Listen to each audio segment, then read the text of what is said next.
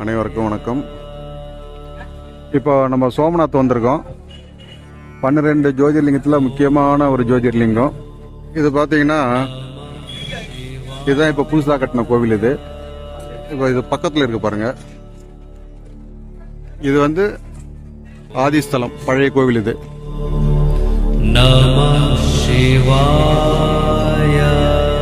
இது புதுசாக கட்டின சோமநாதர் ஆலயம். இதில் என்ன விசேஷம் கேட்டிங்கன்னா, பழைய கோவில் ஆதி ஸ்தலத்தில் போய் பார்த்தீங்கன்னா சிவனை நம்ம கையாலே தொட்டு வணங்கலாம். ஆனால் இந்த புதுசாக கட்டியிருக்கிற இந்த பெரிய கோவிலில் அதுக்கு அனுமதி இல்லை.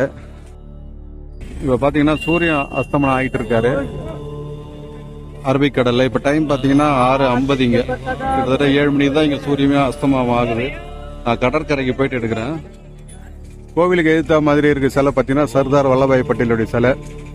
இவர் இந்த கோவில் புதுசாக கட்டுறதுக்கு முழுமுதற் காரணமே இவர் தான். அதனால கோவிலுக்கு முன்னாடி இவருடைய சிலையை வச்சிருக்காங்க. இப்போ கோவிலோட என்ட்ரன்ஸ் இது. உள்ள மூலவர் வந்து வீடியோவில் ஓடிக்கிட்டு இருக்கு பாருங்க. இது கருவறை சிசிடிவி காட்சி. இது கருவறையில் இப்படி தான் இருக்கும் மூலஸ்தானம் சோமநாதர். சோமநாதர் கோவிலுக்கு பேக்ல அப்படியே கடற்கரை, அரபிக்கடல்.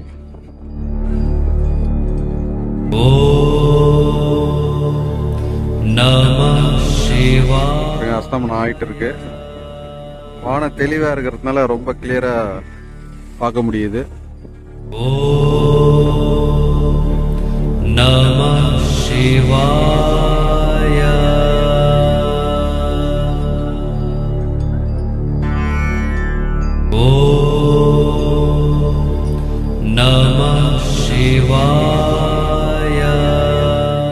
இப்போ மணி 7 ஆக போகுது. 6:58 டைம். இப்போ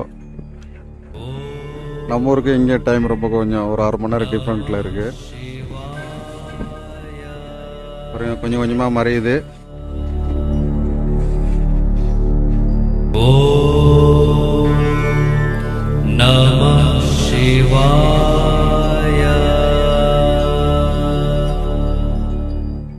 பூர்ணமா அஸ்தமனம் ஆயிட்டாரு. ஆனா அங்க மேகம் கிட்டத்துல மேகம் இருக்கிறதுனால கடலுக்குள்ள இறங்குற காட்சியை நம்மளால எடுக்க முடியல.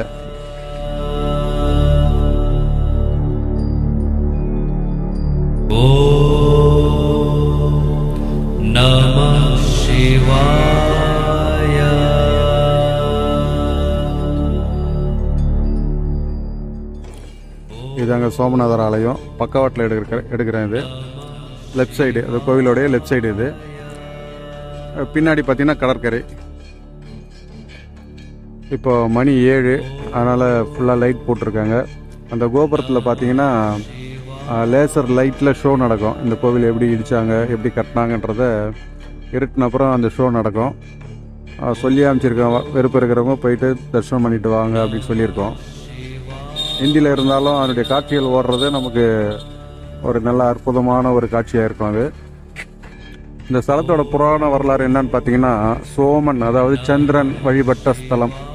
அவருக்கு ஏற்பட்ட சாபம் நீங்க இங்கே வந்து சிவனை நோக்கி தவம் இருந்து வழிபட்டு அவருடைய சாபம் நீங்கின ஸ்தலம். அவருக்கு ஏன் சாபம் ஏற்பட்டதுன்னா, அவருக்கு வந்து தட்சனுடைய மகள்கள் 27 மகள்கள், அதாவது 27 நட்சத்திரங்களை அவர் வந்து திருமணம் பண்ணிக்கிட்டாரு. அதில் ரோகிணி என்ற ஒரு மனைவி கிட்ட மட்டும் அதிக அன்பாக இருந்தார். அதனால் அவருடைய 26 மனைவிகளும் தன்னுடைய தந்தையான தட்சன் கிட்ட போயிட்டு கம்ப்ளைண்ட் பண்ணுறாங்க. அப்போ அவர் என்ன பண்ணுறாரு, உன்னுடைய கலைகள் அத்தனையும் அழியணும்னு சொல்லி சாபம் விட்டுறாரு. அதனால் அவருடைய பிரகாசத்தன்மை போயிடுது. அதனால் இந்த ஸ்தலத்தில் வந்து சிவனை நோக்கி தவம் இருந்து மறுபடியும் ஒவ்வொரு நாளாக எப்படி தேய்ந்து போறியோ அதே மாதிரி ஒவ்வொரு நாளாக நீ வளர்ந்து வருவே அப்படின்னு சொல்லிட்டு சிவபெருமன் வரம் கொடுக்குறாரு. இது சோமன் வழிபட்டதுனால சோமநாதர் சோமேஸ்வரம் அப்படின்னு பேர். இங்கே சந்திரனுக்குரிய பரிகார ஸ்தலம். சந்திரனால் ஏற்படக்கூடிய பரிகார தோஷங்கள் இங்கே நிவர்த்தி ஆகும். அது இல்லாமல் 12 ஜோதிர்லிங்கத்திலே இது ரொம்ப சிறப்பான ஸ்தலம். இது கோவிலும் பெரிய கோவில். மூலவர் பார்த்தீங்கன்னா நல்லா ஹைட்டாக நல்லா பிரம்மாண்டமாக இருப்பார். இது என்னன்னு கேட்டிங்கன்னா, கடற்கரையோரம் அமைஞ்சறதுனால ஒரு சுற்றுலா ஸ்தலம் ப்ளஸ் ஆன்மீக ஸ்தலம் ரெண்டுமே சேர்ந்து அமைந்த ஸ்தலம். எப்படி நம்ம திருச்செந்தூரில் கோவிலும் கடலை இணைஞ்சிருக்கு. அதே மாதிரி இங்கே குஜராத்தில் கடலும் கோவிலும் சேர்ந்து அமைஞ்சிருக்கிறதுனால இது ஒரு நல்ல ஒரு சிறப்பான ஒரு சுற்றுலா ஸ்தலமாக இங்கே குஜராத்தில் விளங்கிட்டு இருக்கு. இந்த குஜராத் யாத்திரையில் இந்த சோமநாத தரிசனம் ரொம்ப இம்பார்ட்டண்ட்டு. இவரை தரிசனம் பண்ணால் தான் குஜராத் யாத்திரையே பூர்த்தியான மாதிரி. எப்படி நம்ம பெருமாளுக்கு துவாரகா முக்கியமோ அதே மாதிரி சிவ வழிபாட்டில் இந்த ஜோதிர்லிங்கம் ரொம்ப முக்கியமான ஒரு தரிசனம் அப்படின்னு சொல்கிறாங்க. இது என்ன கேட்டிங்கன்னா, பல முறை இடிக்கப்பட்டு திருப்பி எங்கள் புனரமைச்சு கட்டப்பட்ட ஆலயம் இது. கடைசியாக சர்தார் வல்லபாய் பட்டேல் சுதந்திரம் வாங்கின அப்புறம் அவருடைய முயற்சியால் தான் இப்போ இந்த கோவில் புதுசாக கம்பீரமாக நிற்குது. எல்லாரும் சோமநாதரை தரிசனம் பண்ணிக்கோங்க.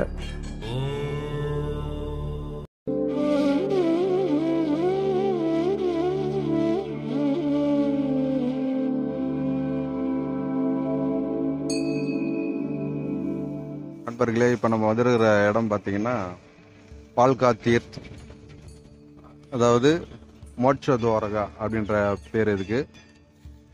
ஏன் மோட்ச துவாரகான்னு சொன்னால், இங்கே வந்து கிருஷ்ணர் முக்தி அடைஞ்ச ஸ்தலம் இது.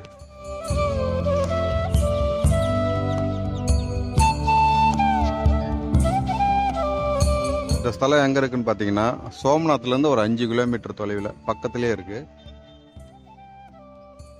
கிருஷ்ணர் வந்து பாரத போர் எல்லாம் முடிச்சுட்டு இந்த இடத்துல ஒரு மரத்தில், அதாவது இப்போ அந்த காலத்தில் பார்த்தீங்கன்னா ஒரு அடர்ந்த வனம் காடாக இருந்தது. அந்த டயத்தில் இந்த இடத்துல ஒரு மரத்தில் வந்து கால் மேல் கால் போட்டுக்கிட்டு அப்படியே ஒரு சிந்தனையில் இருக்கார். ஆழ்ந்த சிந்தனையில் இருக்கும்போது ஒரு வேடன் வந்து இந்த பக்கம் வரச்சு ஒரு கால் மேல் கால் போட்டு ஆட்டுறதை வந்து அவருடைய பாதம் வந்து அவன் கண்ணுக்கு ஒரு மான் மாதிரி தெரிஞ்சிருக்கு. தூரத்துலேருந்து பார்க்குறச்ச ஏதோ ஒரு மானு தான் இருக்குன்னு சொல்லிட்டு அவன் அம்பில் அடிச்சிடுறான். ஒரு பாதத்தில் பட்ட உடனே தான் தெரியுது. கிட்ட போய் பார்க்குறான், அடடா கிருஷ்ணராக வந்து இந்த மாதிரி நம்ம அம்பு விட்டுட்டோமேன்னு சொல்லிட்டு. இப்போ வருத்தப்படும் போது கிருஷ்ணன் நான் சொல்கிறாரு, வருத்தப்படாத, போன ஜென்மத்தில் வந்து நீ வந்து வாலியாவோ நான் வந்து ராமராவோ இருக்கும்போது நான் மறைஞ்சு நின்று விட்ட அம்போட சாபம் தான் இது. அதனால் நீ வருத்தப்படாத, யார் என்ன தவறு பண்ணாலும் அவங்களுக்கு கண்டிப்பாக பலன் உண்டு அப்படின்றத நிரூபிக்கிறதுக்காக நடந்த கதை. அதனால் யார் எப்பேற்பட்ட பாவம் பண்ணாலும் கண்டிப்பாக தண்டனை உண்டு அப்படின்றதுக்கு இது ஒரு எடுத்துக்காட்டு. அதனால் இந்த இடத்துல வந்து கிருஷ்ணர் வந்து மோட்சத்துக்கு போனதாக ஒரு ஐதீகம். அதை பேஸ் பண்ணி இங்கே கோயில் கட்டியிருக்காங்க. இதுதான் கோவிலோட நுழைவு. இப்போ இது வந்து லேட்டஸ்ட்டாக கட்டியிருக்காங்க, ஒரு 4-5 வருஷம் இருக்கும். அதுக்கு முன்னாடி பார்த்திங்கன்னா ரொம்ப ஒரு பழமையான ஆலயம் அது. அந்த மரம் கூட இன்னும் இருக்குது பாருங்க, ஃபுல்லாக மார்பிள்ஸ்லேயே கட்டியிருக்காங்க. கிருஷ்ணர் கால் மேல் கால் போட்டிருக்கிற மாதிரி பக்கத்தில் அந்த வேடன் அவர் அமர்ந்திருந்த மரம்னு சொல்கிறாங்க பாருங்க. அது ஒரு அரச மரம், அது மேலே தான் அவர் அமர்ந்திருந்ததாகவும் வேடன் மறைஞ்சு நின்று அம்பு விட்டதாகவும் அதை பேஸ் பண்ணி அப்படியே பண்ணியிருக்காங்க.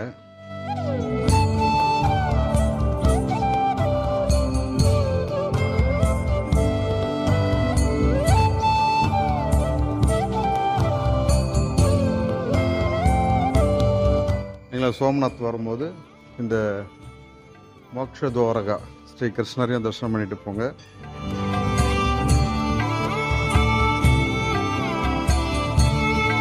கோவில் பக்கத்துலேயே ஒரு புஷ்கரணி ஒன்று இருக்கு.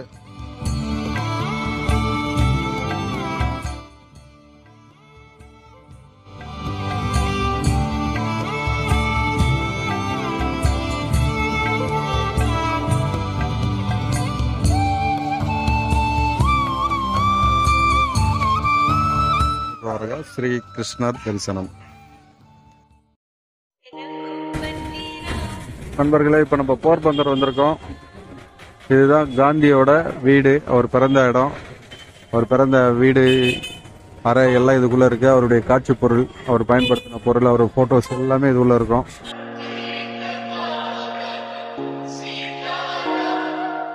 காந்தியோட நினைவாக அதை வச்சு மெயின்டைன் பண்ணிட்டு இருக்காங்க.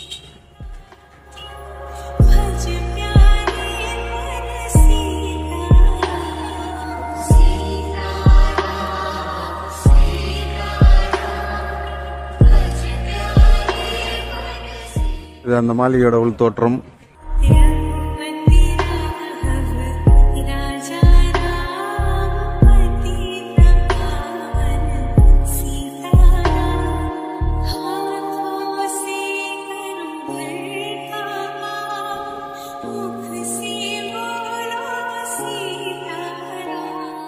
இது அவர் பிறந்த இடம்.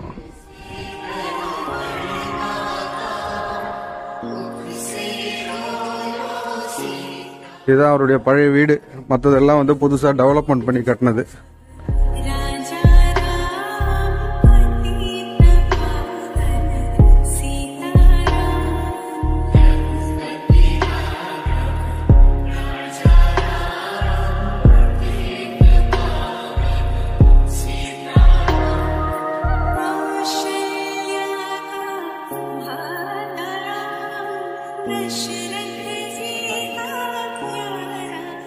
காந்தியோட அப்பா கரம்சந்த் உத்தம்சந்த் காந்தி. இவங்க காந்தியோட அம்மா புத்திலி பாய்.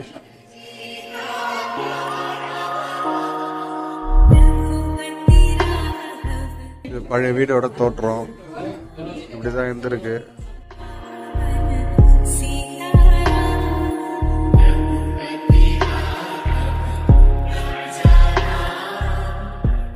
மேற்கூரையெல்லாம் பாருங்க எப்படி இருக்கு.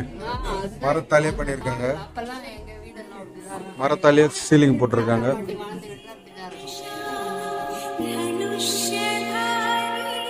தரை பாருங்க அவ்வளவு சின்னதா இருக்கு. 6 கார் தான் இருக்குன்னு நினைக்கிறேன்.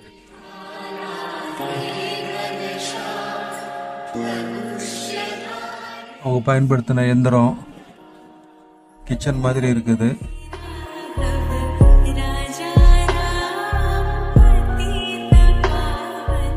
இதுதான் பழைய வீடு அவங்களது.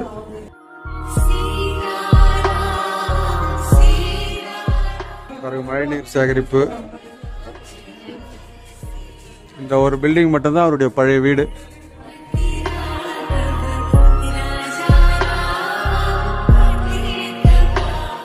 இது வந்து சுதந்திரம் வாங்கின அப்புறம் அவர் நினைவு சின்னமா இதை புதுசாக கட்டியிருக்காங்க.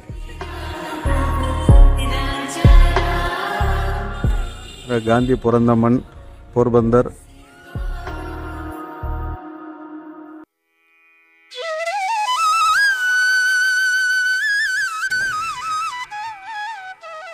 இப்போ நம்ம வந்திருக்கிற இடம் மூல துவாரகா.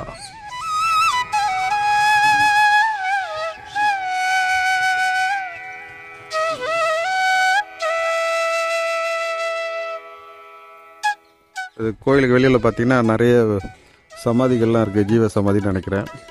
இது யாருடைய சமாதி என்ன அப்படின்றது தெரியல. இதுதான் கோவிலோட நுழைவாயில். உள்ளே போன உடனே அரச மரத்துக்கு கீழே சிவலிங்கம், அதுக்கு எல்லாமே அபிஷேகம் பண்ணிகிட்டு இருக்காங்க.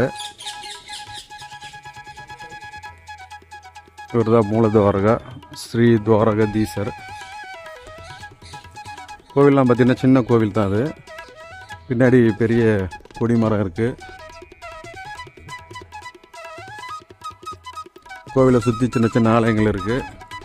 இதுதான் கோவிலுடைய பின்பக்கம். இது ஏன் மூல துவாரகா அப்படின்னு கேட்டிங்கன்னா, கிருஷ்ணர் வந்து மதுராவில் இருந்து இங்கே குஜராத்தில் இந்த இடத்துல, அதாவது இந்த இடத்துல நின்று தான் துவாரகாவை எப்படி நிர்மாணம் பண்ணுறது, எப்படி கட்டடக்கலை கட்டுறது அப்படின்ற பிளான் வந்து இந்த இடத்துல தான் பண்ணாங்களாம். ருக்மிணி, சத்யபாமா, பலராமர் இவங்க எல்லாம் சேர்ந்து நின்று ஆலோசனை பண்ணதுனால இது துவாரகைக்கு மூலம் அப்படின்றதுனால இது மூல துவாரகா அப்படின்னு சொல்கிறாங்க. இங்கே உள்ள வந்து பார்த்திங்கன்னா மூலவர் வந்து துவாரகாதீசர். அவர் கீழே பார்த்தீங்கன்னா சின்னதாக ஒரு சிவலிங்கம் இருக்குது, நீலகண்டர் அப்படின்னு சொல்லிட்டு. இதே கிருஷ்ணருக்கு எதிர்த்த மாதிரி பார்த்தீங்கன்னா சித்தேஸ்வரர்னு சொல்லிட்டு ஒரு சிவலிங்கம் ஒன்று இருக்குது.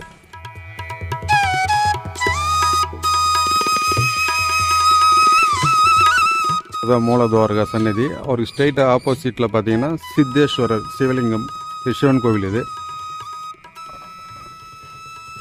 கோவிலுக்குள்ளெல்லாம் கருவறையெல்லாம் எடுக்க முடியல, எடுக்கக்கூடாதுன்னு சொல்கிறாங்க. சுற்றி பார்த்திங்கன்னா சின்ன சின்ன சன்னதி, புத்தர், விநாயகர், தத்தாத்திரேயர், அதுக்கப்புறம் அம்பிகா, அந்த மாதிரி சின்ன சின்ன சன்னதிகள் நிறைய இருக்குது. இது சித்தேஸ்வரர் சன்னதியோட பின்பக்கம். இது ரொம்ப ஆரவாரம் இல்லாத அமைதியான ஸ்தலம்.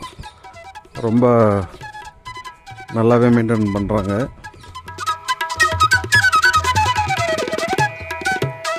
இது நவதுவாரகாவில் மெயினாக பஞ்சதுவாரகான்னு சொல்லுவாங்க. கூட எக்ஸ்ட்ரா ஒரு 4 அந்த சிறப்புகள் இருக்கிறதுனால சேர்த்து நவதுவாரகா அப்படின்னு சொல்லிட்டு இந்த நவதுவாரகாவில் இவர் ஒரு ஸ்தலமாக வழிபடுறாங்க. ஒரு பெரிய அரச மரம் இருக்குது. அரச மரத்துக்கு தான் வந்து சின்ன சிவன் சன்னதி இருக்குது. அங்கே எல்லாருமே வந்து இந்த ஊர் வழக்கப்படி அபிஷேகம்லாம் பண்ணுறாங்க.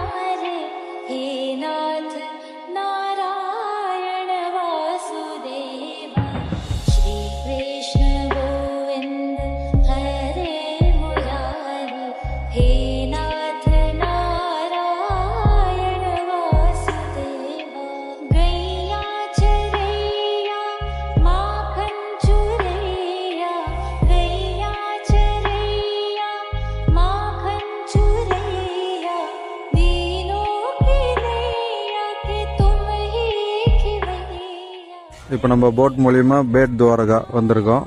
அதாவது ஓக்காலேருந்து போட் மூலிமா இந்த பேட் துவாரகா வரணும். கிட்டத்தட்ட ஒரு 3 இல்லை 4 கிலோமீட்டர் கடலில் பயணம் பண்ணி இந்த சின்ன தீவுக்கு வரணும். இங்கே தான் வந்து கிருஷ்ணருடைய ஆலயம் இருக்குது. அதாவது கிருஷ்ணர் வந்து குசேலரை பேட்டி கண்ட இடம் அப்படின்னு சொல்கிறாங்க. அவருக்கு பாத பூஜைலாம் பண்ணி அவருக்கு சிறப்பு மரியாதைலாம் பண்ணி அவருடைய வறுமையை போக்கின ஸ்தலம் அப்படின்னு சொல்லிட்டு இந்த இடத்துல கிருஷ்ணர் குடிக்கொண்டிருக்கிறதா சொல்றாங்க. பழைய கோவில் சிதிலமாக இருக்கு, இப்போ புதுசாக கட்டியிருக்காங்க. இந்த இடத்துல ஒரு சின்ன பஜார் மாதிரி, இந்த இடத்துல மட்டும் தான் ஜன நெரிசடி இருக்கு. இதுதான் கோவிலோட நுழைவு வாயில். இதனுடைய மொத்த நீளம் பார்த்தீங்கன்னா ஒரு 10 கிலோமீட்டர் இருக்கும். வீடுகள்லாம் கம்மி தான். இந்த ஏரியா மட்டும்தான் இங்கே வீடு. Police station. இது கோவிலுக்கு உள்ள போற மெயின் என்ட்ரன்ஸ். இது கோவிலுக்குள்ள செல்போன் பேகு எதுவுமே அலோடு கிடையாது. பாருங்க, செல்போன்லாம் இங்கே தான் வச்சுட்டு போகணும்.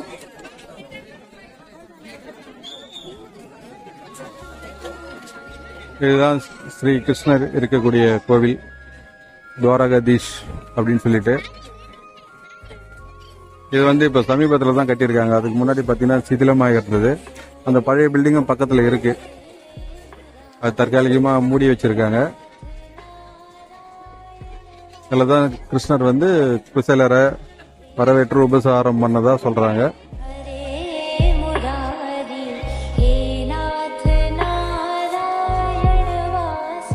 இதுதான் கியூ. ஆண்களுக்கு தனியா பெண்களுக்கு தனியா கியூ இருக்கு.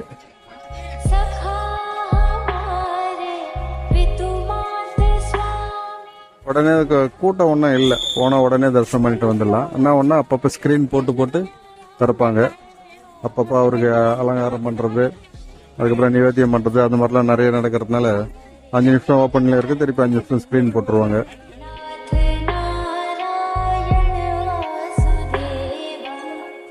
இப்போ நம்ம நவதுவாரகா யாத்திரையில் 3 துவாரகா தரிசனம் பண்ணியிருக்கோம். அடுத்ததாக துவாரகா, அதுதான் மெயின்.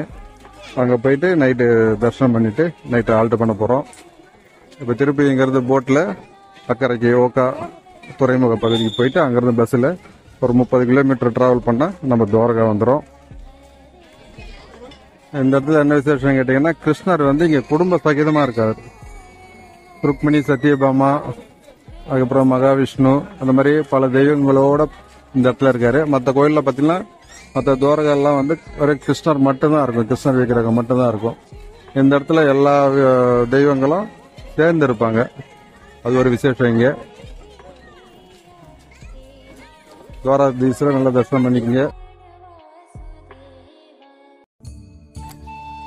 நண்பர்களே, இப்போ நம்ம துவாரகா வந்திருக்கோம். இப்போ துவாரகாவில் பார்த்தீங்கன்னா இதுதான் வந்து கோமதி நதி.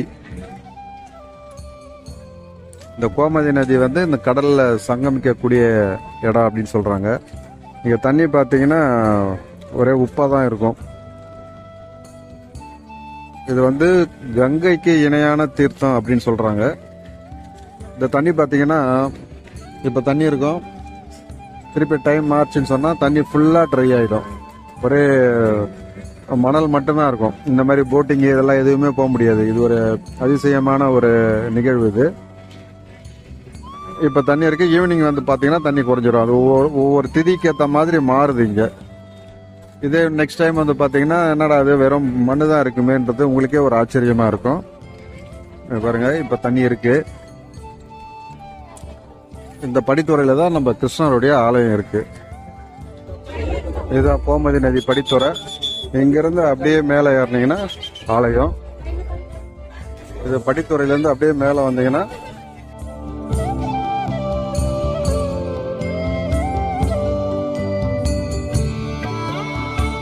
இங்கே செல்போன்லாம் கோவிலுக்குள்ள அலோடு கிடையாது. அதனால வெளியிலேருந்து மட்டும் தான் படம் எடுக்க முடியும். இந்த கோவிலோட ஹைட்டு பார்த்தீங்கன்னா 172 அடி ஹைட்டு. அந்த விமானத்தோட உயரம் அது மேலே பறக்குதுக்கு பாருங்க கொடி. அது வந்து கிட்ட பார்த்தீங்கன்னா ஒரு 30-40 அடி நீளம் இருக்குன்னு சொல்றாங்க. நமக்கு சின்னதாக தெரியுது. இந்த சன்னதிக்கு வந்து பார்த்தீங்கன்னா 2 வழி இருக்கு. ஒன்று மோட்ச துவாரம், ஒன்று முக்தி துவாரம் அப்படின்னு சொல்லிட்டு 2 வழி இருக்கு. இது வந்து மோட்ச துவாரம். அந்த வழியா இப்ப நம்ம போறோம். இங்க என்ன விசேஷம் கேட்டீங்கன்னா 7 முக்தி ஸ்தலங்கள்ல இதுவும் ஒண்ணு. அதே மாதிரி சார்தாம் அப்படின்னு சொல்லுவாங்க. அது பத்ரி, கேதார், கங்கோத்திரி, யமுனோத்திரி தவிர இந்த சார்தாம்ன்றதுதான் பெருசு. இது வந்து பத்ரிநாத், பூரி, ராமேஸ்வரம், துவாரகா இது 4 தரிசனம் பண்றது சார்தாம் யாத்திரைன்னு சொல்லுவாங்க. அது பெரிய சார்தாம் அப்படின்னு சொல்லுவாங்க. அதுல இது ஒரு முக்கியமான ஸ்தலம். மதுரையில இருந்து வந்த கிருஷ்ணர் வந்து இங்க 100 ஆண்டு காலம் அரசாட்சி புரிஞ்சதா சொல்றாங்க. ஏன் துவாரகா அப்படின்றாங்கன்னா தர்மம், அதர்மம், காமம், மோட்சம் இது 4த்துக்கும் துவாரமா இருக்கிறதுனால இது துவாரகா அப்படின்னு சொல்றாங்க. முக்தி ஸ்தலங்கள் 7 இது வந்து முதன்மையான ஒரு ஸ்தலம். ஆழ்வார்களால் பாடல் பெற்ற 108 திவ்ய தேசங்கள்ல இது 101வது திவ்ய தேசம். வடநாட்டு திருப்பதிகள்ல இது வரும். இந்த ஸ்தலத்துல பாத்தீங்கன்னா கிருஷ்ணர் மட்டும்தான் இருப்பாரு. ருக்மணி தேவிக்கு இங்க இருந்து ஒரு 2 கிலோமீட்டர்ல ருக்மணி துவாரகா அப்படின்ற இடத்துல அவங்களுக்கு தனி சன்னதி இருக்கு. அதை நான் அப்புறமா எடுத்து காட்டுறேன். கிருஷ்ணருடைய பேர் வந்து துவாரகாதீசர் அப்படின்ற பேர்ல இருக்காரு. இது வந்து மேற்கு நோக்கி இருக்கு இந்த சன்னதி. துவாரகா கிருஷ்ணரை மானசீகமாக வேண்டிக்குங்க. இங்க இருக்கிற பிரசாதங்கள்லாம் பாருங்க, எல்லாம் இனிப்பு வகை தான். ஆனா அது டிஃபரெண்டா இருக்கு பாருங்க. இங்க கிருஷ்ணருக்கு வந்து பாத்தீங்கன்னா 11 வகையான பிரசாதங்கள், இனிப்புகள் படைக்கிறதா சொல்றாங்க. இங்க வந்து பாத்தீங்கன்னா ஆதிசங்கரை ஏற்படுத்திய 4 மடங்கள்ல சாரதா மடம் ஒண்ணு இங்க இருக்கு. இந்த கோயிலுக்குள்ளேயே அந்த மடம் வச்சிருக்காங்க. இதுதான் வந்து துவாரகாவுடைய பஜார், கடத்தெரு.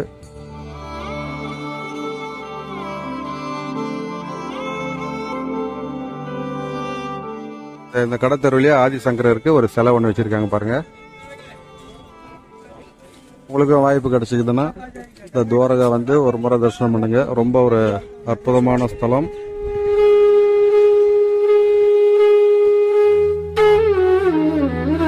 சரிங்க, இதுதான் கோமதி நதி. இப்போ தண்ணி வடிஞ்சிருக்கு. ஒரு 2 மணிக்கு பார்த்தீங்கன்னா இது ஃபுல்லா தண்ணி இருக்கு. இந்த படியெல்லாம் தண்ணி இருக்கும். இந்த கோலியா கடற்கோயில எப்படி தண்ணி உள்வாங்கி திருப்பியும் பழைய நிலைக்கு வருதோ அதே மாதிரி தான் கோமதி நதின்னு சொல்றாங்க. ஆனா இது கடலோட பேக் வாட்டர். இந்த பக்கம் பாத்தீங்கன்னா கடல். அது கடல். அது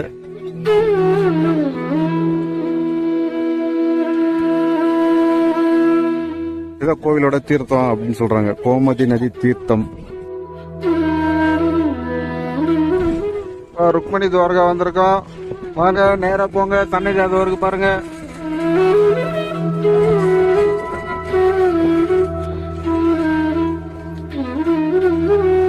இங்கே ருக்மணி தேவிக்கு தனி சந்நிதி, கிருஷ்ணருக்கு இங்கேருந்து 2 கிலோமீட்டரில் துவாரகா. அவங்க ஏன் தனியாக இங்கே சந்நிதி இருக்குன்றதுக்கு ஒரு புராண வரலாறு ஒன்று உண்டு.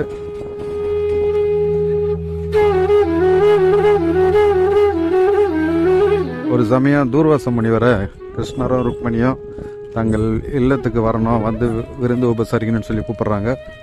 அப்போ வந்து தூர்வாச முனிவர் என்ன சொல்கிறாருன்னா, என்னை அழைத்து செல்லும் ரதத்தில் குதிரைக்கு பதிலாக நீங்கள் கணவன் மனைவி, அதாவது கிருஷ்ணரும் ருக்மணியும் சேர்ந்து என்னை குதிரை மாதிரி வலிச்சுக்கிட்டு போகணும் அப்படின்னு சொல்லிட்டு ஒரு நிபந்தனையை கொடுக்குறாரு. இருவரும் அதுக்கு சம்மதம் தெரிவித்து அவரை ரதத்தில் உட்கார வச்சு அழிச்சிக்கிட்டு போகிறாங்க. 2 பேரும் வலிச்சிக்கிட்டு போகிறாங்க. அப்படி போகிற வச்ச வெயிலின் தாக்கம் அதிகமாக இருக்கவே ருக்மணிக்கு தாகம் அதிகமாகிடுது. அப்போது கிருஷ்ணர் என்ன பண்ணுறாரு, தன்னுடைய காலால் கட்ட விரலில் பூமியை அழுத்தும் போது அங்கேருந்து கங்கை பீறிட்டு வரதா ஐதீகம். அப்படி கங்கை நதி வந்த உடனே ருக்மணி தேவி என்ன பண்ணுறாங்க, அந்த தாகம் அதிகமானதுனால டக்குன்னு எடுத்து குடிச்சிடுறாங்க. விருந்துக்கு என்னை அழைச்சிட்டு என்னை உபசரிக்காமல் நீங்கள் தண்ணி குடிச்சிட்டிங்களா சொல்லிட்டு கோபப்பட்டு ஒரு சாபம் கொடுத்துட்றாரு. அதாவது கணவன் மனைவியான நீங்கள் 2 பேரும் பிரிஞ்சு தான் இருக்கணும் அப்படின்ற ஒரு சாபமும், இந்த துவாரகா சுற்றி ஒரு 2 கிலோமீட்டருக்கு நல்ல தண்ணியே இருக்கக்கூடாது, எல்லா தண்ணி உப்பு ஆகிடணும் அப்படின்ற ஒரு சாபமும் கொடுத்துட்றாரு. அதனால் இந்த ஏரியா முழுவதும் தண்ணீர் வந்து உப்பாகவும் கிருஷ்ணர் ருக்மணியை பிரிஞ்சு இருக்கிறதாகவும் ஐதீகம். அதனால் ருக்மணி தேவிக்கு துவாரகையிலிருந்து ஒரு 2 கிலோமீட்டர் தள்ளி அவங்களுக்கு தனி சந்நிதி இருக்குது. துவாரகை ஸ்தலத்தில் பார்த்தீங்கன்னா ருக்மணிக்கு சந்நிதி இருக்காது, அங்கே கிருஷ்ணர் மட்டும்தான் தரிசனம் கொடுப்பாரு. இவங்க ருக்மணி தேவிக்கு தனியாக இந்த இடத்துல சந்நிதி அமைச்சிருக்காங்க. இதுக்கு பேர் வந்து ருக்மணி துவாரகா அப்படின்னு சொல்கிறாங்க. இங்கே உள்ள ருக்மணி தேவி தரிசனம் கொடுக்குறாங்க. ருக்மணி தேவியை மனசார தரிசனம் பண்ணிக்கோங்க. உள்ள செல்ஃபோன் அலோடு கிடையாது. இது டாக்கூர் துவாரகா. டாக்கூர் துவாரகோட மெயின் என்ட்ரன்ஸ் இதுதான். சாமியோட பேரு ரன்சோட் ராய்ஜி அப்படின்னு சொல்றாங்க. கோவிலுக்குள்ள போறோம். இதான் கோவிலோட முழு தோற்றம். ஒரு அரண்மனை தோற்றத்தில் கட்டியிருக்காங்க. ஃபுல்லாக ஒயிட்டு சுண்ணாம்புல கட்டி வெள்ளை வண்ணம் பூசி வச்சிருக்காங்க. அதுக்கு எதிர்த்த மாதிரி பார்த்தீங்கன்னா 2 விளக்கு, அதாவது தீபம் ஏற்றுறதுக்காக வச்சிருக்காங்க. இது விசேஷ நாட்கள்ல இது ஃபுல்லா தீபம் ஏற்றுவாங்களாம்.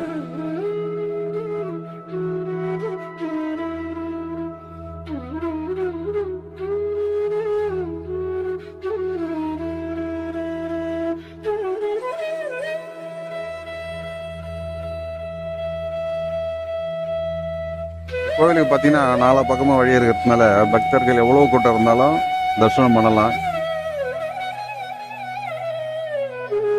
இப்போ காலையில் ஃபஸ்ட்டு ஆரத்தி 6:45 மணிக்கு. அதனால் நம்ம மக்கள் எல்லாருமே வந்து அந்த ஃபஸ்ட்டு ஆரத்தி திருப்தியாக தரிசனம் பண்ணிட்டு இப்போ தான் அறைக்கு போயிருக்காங்க.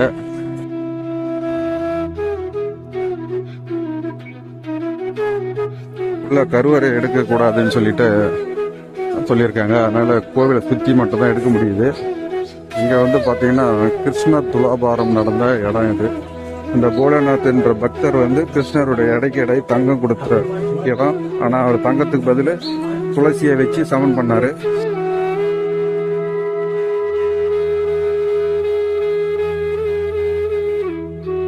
அந்த துலாபார தராசு கோழி இதுதான்.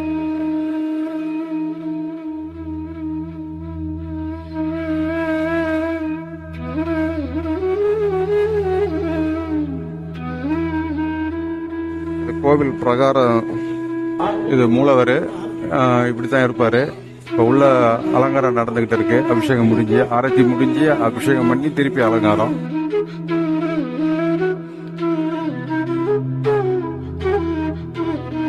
நல்லா தரிசனம் பண்ணிக்கங்க. ரன்சோட் ராய்ஜி இவருடைய பேரு. கோவிலோட பின்பக்கம்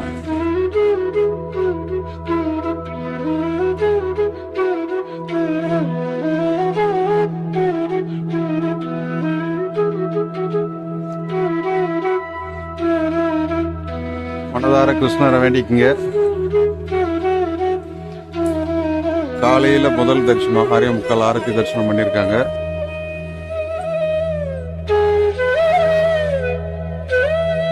இந்த கோவிலுக்கு எதிர்த்த மாதிரி பார்த்தீங்கன்னா ஒரு பெரிய ஆறு. இது பேர் வந்து பார்த்தீங்கன்னா கோமதி நதி அப்படின்னு சொல்றாங்க. இதில் போட்டிங் வசதி எல்லாமே இருக்கு. தண்ணி எல்லாம் ரொம்ப தெளிவா இருக்கு. இதுதான் இந்த கோவிலோட புனித தீர்த்தம் கோமதி நதி. இங்க சுத்தி நிறைய சின்ன சின்ன கோவிலுங்க இருக்கு.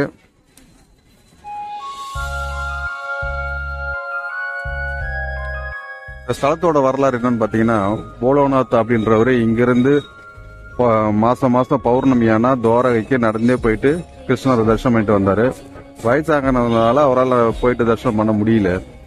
அப்போ ஒரு நாள் இங்க வீட்லயே படுத்துக்கிட்டு முடியாம இருக்கும்போது பெருமாள் கிட்ட வேண்டாரு, உன்னை தரிசனம் பண்ண முடியலையே, என்னுடைய விரதம் கெட்டு போதேன்னு சொல்லிட்டு ரொம்ப வருத்தப்படும் போது கிருஷ்ணர் உடனே நீயா இங்க வர, நான் அவனுக்கு தேடிக்கிட்டு அங்க வரேன்னு சொல்லிட்டு அவருடைய வீட்டுக்கே போயிடுறாரு. வீட்டுக்கு போயிட்டு தரிசனம் கொடுக்குறாரு. காலையில துவாரகா கோவில் கதவு திறந்து பார்க்கும்போது பாத்தீங்கன்னா கோவிலுக்குள்ள கிருஷ்ணர் விக்கிரகத்தை காணோம். உடனே மன்னர்கிட்ட சொல்றாங்க. மன்னர் 4 பக்கமும் தேட ஆளுங்களை அனுப்புறாரு. அப்ப பாத்தீங்கன்னா இங்க இருக்கிறதா தகவல் கிடைக்கவே இங்க வராங்க. இங்க வந்த உடனே இவரு நீ தான் களவாடிட்டு வந்துட்டு திருடிட்டு வந்துட்டேன்னு சொல்லிட்டு அவருக்கு தண்டனை கொடுக்க பாக்குறாங்க. அப்ப இல்ல நடந்ததை சொல்றாரு. அப்படின்னா கிருஷ்ணர் உனக்கு இங்கேயே இருக்கணும்னு சொன்னா நீங்க இடைக்கு தங்கம் கொடுக்கணும் அப்படின்னு சொல்றாரு. சரி தரேன்னு சொல்லிட்டு பெருமாள் மேல இருந்த பக்தியால ஒத்துக்கிட்டாரு. அடுத்த நாள் ஊர் மக்கள் முன்னிலையில துலாபாரம் நடக்குது. அப்ப என்ன பண்றதுன்னு தெரியல. அவருடைய மனைவி என்ன பண்றாங்க, அந்த துலாபாரத்துல கிருஷ்ணர் ஒரு தட்டிலையும் அடுத்த தட்டுல என்ன வைக்கிறதுன்னு தெரியாம இருக்கும்போது அவருடைய மனைவி வந்து ஒரு துளசி தளத்தை எடுத்து வைக்கிறாங்க. வச்ச உடனே இடம் சரியா போயிடுது. கிருஷ்ணரே ஏத்துக்கிட்டாரு, அதனால நான் கிருஷ்ணர் விக்கிரகத்தை கொடுக்க மாட்டேன்னு சொல்லிட்டு அவரே வச்சுட்டாரு. ஊர் மக்களும் அதுக்கு சம்மதம் தெரிவிச்சாங்க. அதுக்கப்புறம் ஊர் மக்களோட ஒத்துழைப்புல இங்க கோவில் கட்டி இங்க வழிபட ஆரம்பிச்சாங்க. அங்க மெயின் துவாரகால வந்து வேற விக்கிரகம் பிரதிஷ்டை பண்ணி இங்க வழிபட்டுட்டு வராங்க. இதுதான் டாக்கூர்ல கிருஷ்ணர் வந்ததுக்கு உண்டான வரலாறு. பஞ்சதுவாரகா நவதுவாரகா யாத்திரையில இது ஒரு சிறப்பான ஸ்தலம். துவாரகால என்ன விசேஷமோ அதே பலனா இங்கே கிடைக்கும் அப்படின்னு சொல்றாங்க. நண்பர்களே, இப்போ வந்து நம்ம வந்திருக்கிற ஸ்தலம் சித்பூர் அப்படின்ற இடத்துல இருக்கிற மாத்ரு கயா. பீகார்ல இருக்கிறது வந்து பித்ரு கயா, இங்க வந்து மாத்ரு கயா. என்ன வித்தியாசம் கேட்டீங்கன்னா, பீகார்ல வந்து எல்லாருக்குமே அங்க பிண்டம் கொடுக்கலாம். இந்த இடத்துல வந்து அன்னைக்கு மட்டும் தாய் வழி அம்மா பாட்டி கொள்ளு பாட்டி அப்படியே அவங்களுக்கு மேல இருக்கிற இந்த பெண்கள், இந்த தாய் வழியில இருக்கிறவங்க அத்தனை பேருக்கும் இந்த இடத்துல பின்னம் கொடுக்கறது ரொம்ப சிறப்பு. தாய்க்கு சிறப்பு பண்ணணும் அப்படின்றதுக்காக இந்த க்ஷேத்திரம் உருவாயிருக்கு. அதனால இது வந்து மாத்ரு கயா அப்படின்னு சொல்லிட்டு பேரு. இங்க உள்ள வந்து மூலவர் பாத்தீங்கன்னா கபிலேஸ்வர். இந்த தீர்த்தம் பாத்தீங்கன்னா அல்பேஸ்வர். உள்ள ஒரு தீர்த்தம் இருக்கு, அது வந்து பிந்து சரோவர் அப்படின்னு சொல்லிட்டு, அது கங்கைக்கு இணையான தீர்த்தம் அப்படின்னு சொல்றாங்க. இந்த ஸ்தலத்துல மகாவிஷ்ணுவின் அம்சமான கபில முனிவர் அவதாரம் செஞ்ச ஸ்தலம். இங்க வந்து அந்த கபில முனிவர் தன் தாய்க்கு உபதேசம் செஞ்ச ஸ்தலம். இங்க ஏன் தாய்க்கு பிண்டம் கொடுக்கறது அவ்வளவு விசேஷம் சிறப்பு அப்படின்னு கேட்டீங்கன்னா, பரசுராமர் தன் தாயை கொன்ற பாவம் தீர இந்த ஸ்தலத்துக்கு வந்து பிண்டம் கொடுத்து மோட்சத்துக்கு அழிச்சதா ஐதீகம். இதுதான் வந்து பிந்து சரோவர் தீர்த்தம். இது பெருமாளுடைய கண்ணீர் துளிகள்ல உருவான தீர்த்தம் அப்படின்னு சொல்றாங்க. இது கரைக்கு மேல பாத்தீங்கன்னா கபிலேஸ்வர் மகாதேவ், கபில முனிவர் ஸ்தாபிதம் பண்ணது. இதுதான் கோவிலோட தோற்றம். இந்த கோவிலை இந்த குளத்தை சுத்தி சின்ன சின்ன ஸ்தலங்கள், சிவன் ஸ்தலங்கள், விஷ்ணு ஸ்தலங்கள் எல்லாமே இருக்கு. இங்க ஒவ்வொரு ஜாதிக்கு ஏற்ற மாதிரி பிண்டம் கொடுக்கறாங்க.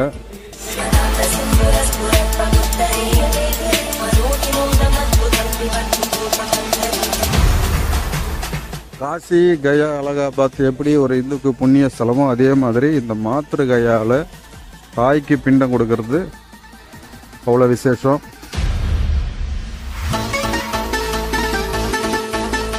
இப்போ இங்கே நம்ம குழுவை சார்ந்தவங்க இங்கே ஒரு இடத்துல பின்னம் கொடுத்துட்டு இருக்காங்க குழுவை உட்காந்து.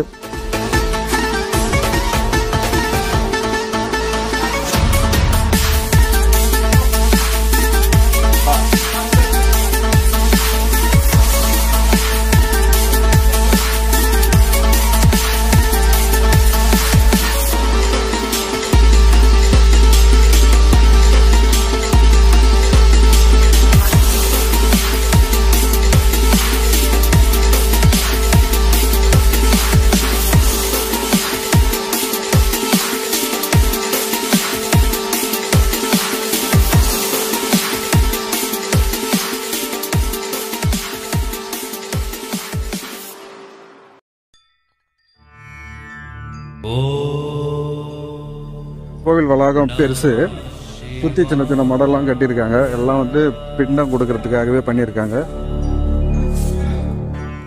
வாழ்நாளில் ஒரு முறையாவது இந்த ஸ்தலத்துக்கு வந்து தன் தாய்க்கு பிண்டம் கொடுக்கறது தாயை மோட்சத்துக்கு அளிக்கும்.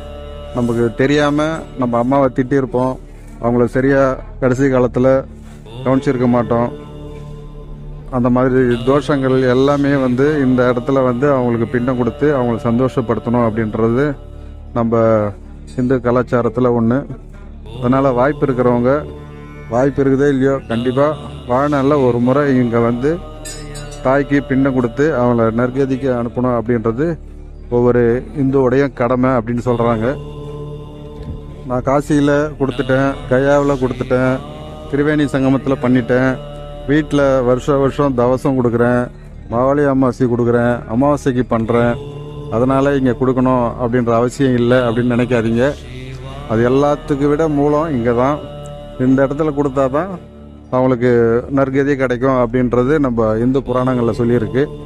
அதனால் வாய்ப்பு இருக்கும்போது, வாய்ப்பு இருக்குதோ இல்லையோ, கண்டிப்பாக கயாவுக்கு, காசி கயாவுக்கு எப்படி போகிறீங்களோ அதே மாதிரி இந்த ஸ்தலத்துக்கு போகணும் அப்படின்னு சொல்லி பிளான் பண்ணி ஒரு முறை வந்து தன் தாய்க்கு பிண்டம் கொடுத்து அவங்களை நற்கதிக்கு அனுப்புறது அவ்வளோ விசேஷம்.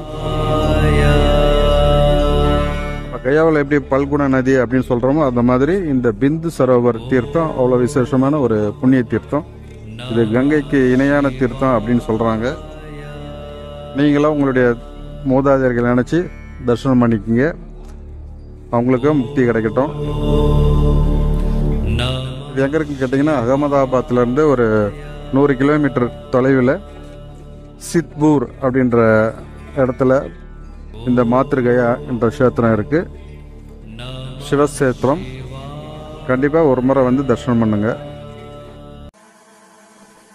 நண்பர்களே. இப்போ நம்ம வந்திருக்கிற ஸ்தலம் பார்த்தீங்கன்னா நாகநாத். அதாவது இது இந்த ஸ்தலம் எங்க இருக்குன்னு பார்த்தீங்கன்னா, துவாரகையிலேருந்து ஒரு 17 கிலோமீட்டர் தொலைவில் இந்த நாகநாதர் ஆலயம் இருக்கு. இது 12 ஜோதிர்லிங்கத்தில் ரொம்ப பழமையான ஆலயம் அப்படின்னு சொல்றாங்க. இதே பேர்ல நாகநாதர் என்ற பேர்ல மகாராஷ்டிரால அவுண்டா நாகநாத், அங்கேயும் இதே பேர்ல இதே ஸ்தல புராணத்தோட அங்க ஒரு ஆலயம் இருக்கு. எது எப்படியோ அதுக்கு சரியான எது உண்மையான ஆலயம் அப்படின்னு தெரியல. 2 இடத்துலையும் சிவபெருமான் தான் உறைஞ்சிருக்கிறதுனால நம்ம 2த்தையுமே ஜோதிர்லிங்கத்திலே எடுத்துப்போம். இது ஒரு அற்புதமான ஸ்தலம். இப்போ வெளியில பெரிய நந்தி எடுத்த மாதிரி பார்த்தீங்கன்னா பாதாளத்தில், அதாவது ஒரு 2-3 ஸ்டெப்ஸ் இறங்கி பார்த்தீங்கன்னா கீழே நாகநாதர் தரிசனம் கொடுக்குறாரு.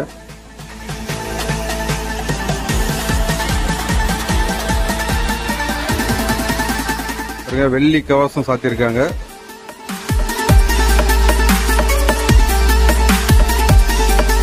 கூட்டமா அளவோட இருக்கிறதுனால நெரிசல் இல்லாம தரிசனம் பண்ணியிருக்கோம். நீங்க நல்லா தரிசனம் பண்ணிக்க. நாகநாதர் ஜோதிர்லிங்கம்.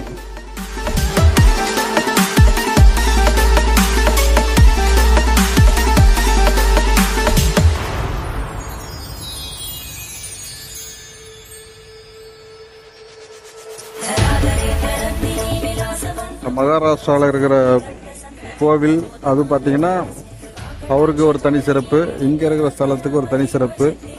ஆனால் 2மே வந்து நாகநாதர் என்ற பேரில் தான் இருக்கிறாங்க. இது அம்பாளுடைய பேர் வந்து நாகேஸ்வரி அப்படின்னு சொல்லிட்டு. ஆனால் கோவில் மாடல் பார்த்தீங்கன்னா இப்போ தற்காலத்தில் கட்டின மாதிரி தான் இது பண்ணியிருக்காங்க. ஆனால் உள்ள கருவறை மூலவர் பார்த்தீங்கன்னா ரொம்ப பழமையான ஜோதிர்லிங்கம் அப்படின்னு சொல்கிறாங்க. இது கோவிலோட வெளி வளாகம். நைட் ஆகிட்டதுனால கோபுரம் சரியாக தெரியல.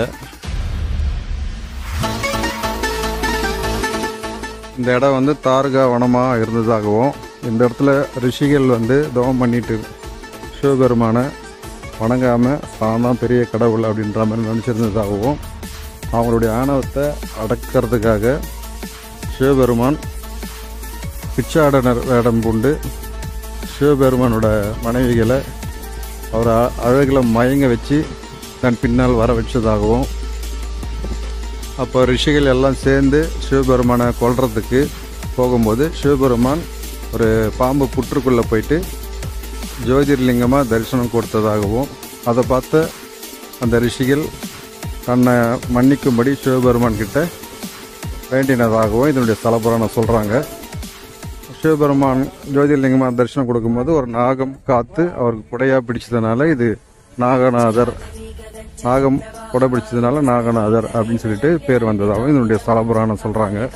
இதே ஸ்கிரிப்ட் தான் பல இடங்களில், இந்த அவுண்டாலையும் இதே ஸ்கிரிப்டில் தான் இருக்குது. அதே மாதிரி உத்தரகாண்ட்லேயும் ஒரு ஸ்தலம் இருக்குது, அதுக்கும் இதே கதை தான் சொல்கிறாங்க. இந்த 3 இடங்களும் ஜோதிர்லிங்கம் அப்படின்னு தான் சொல்லிகிட்டு இருக்காங்க. ஒரு வழிபட்டால் நாகதோஷம் சர்பதோஷம்லாம் நிவர்த்தி ஆகும் அப்படின்றது ஒரு நம்பிக்கை. வெளியில் பார்த்தீங்கன்னா விஸ்வரூபத்தில் சிவபெருமான் தரிசனம் கொடுக்குறாரு. இது சிமெண்ட்டில் பண்ணியிருக்காங்க.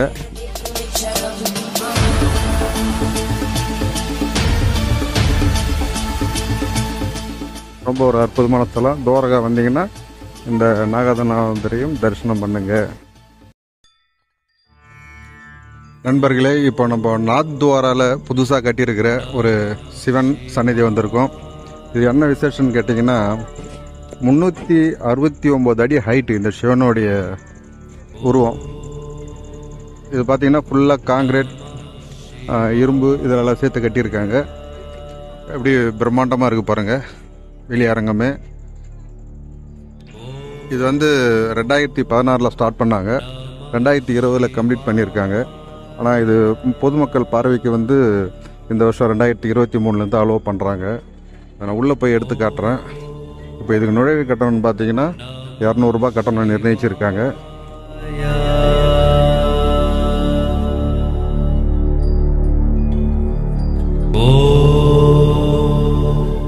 சிவனுடைய பின்பக்கம் இப்போ நம்ம பார்த்துட்டு இருக்கோம். உள்ளே போன உடனே நான் எல்லாத்தையும் முழுசாக உங்களுக்கு எடுத்து அனுப்புகிறேன்.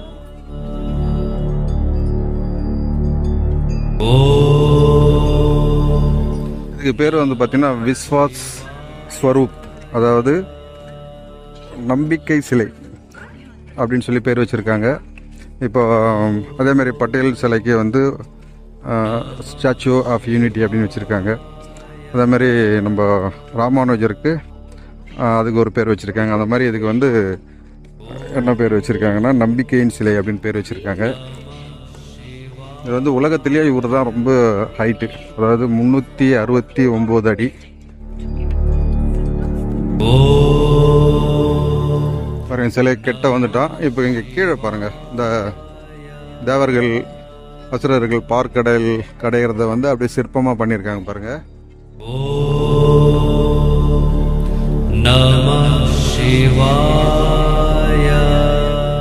ரொம்ப பிரம்மாண்டமாக இருக்கு.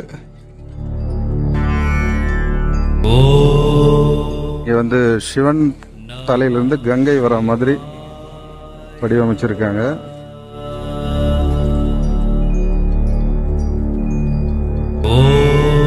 ஒரு அற்புதமான ஒரு படைப்பு, நல்லா பண்ணியிருக்காங்க பாருங்க.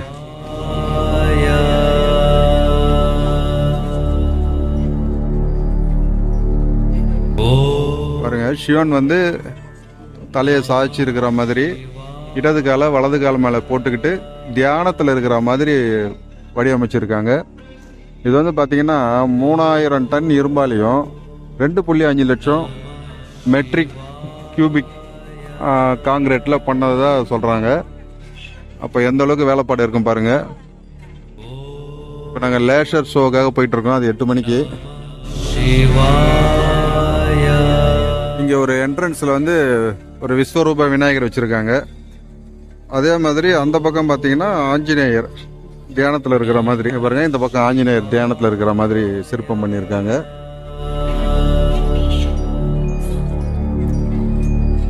பாருங்க, இது ஒரு இந்த இடத்துல எல்லாரும் அசம்பிள் ஆயிருக்காங்க.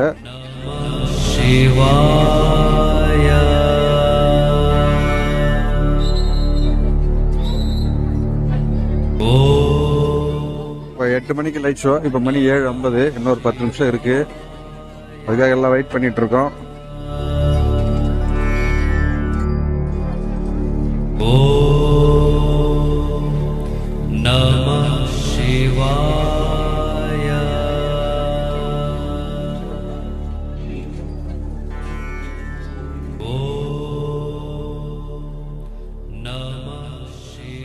இது வந்து நடக்க முடியாதவங்க இந்த மாதிரி ட்ரெயின் டைப்ல சின்ன வண்டியில போறாங்க பாருங்க.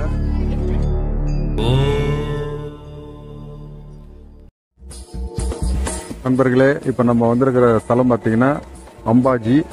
இது எங்கே இருக்குன்னு கேட்டிங்கன்னா அகமதாபாத்லேருந்து ஒரு 200 கிலோமீட்டர் டிஸ்டன்ஸ். அதாவது ராஜஸ்தானுக்கும் குஜராத்துக்கும் இதுதான் பார்டர்.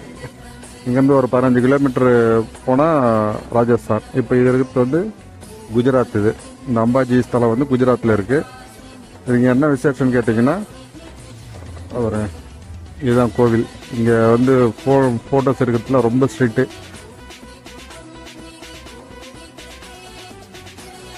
இது வந்து அம்பாளுடைய சக்தி பீடங்களில் ஒன்று, 51 சக்தி பீடங்களில் ஒன்று. அம்பாளுடைய இதயம் பகுதி விழுந்த இடம் இது. எல்லோ கலர்ல தெரியுது பார்த்தீங்கன்னா விமானம். இது ஃபுல்லாகவே வந்து கோல்டு, அதாவது கிட்டத்தட்ட 3000 கிலோ தங்கத்தால் இந்த கோபுரத்தை வடிவமைச்சிருக்காங்க.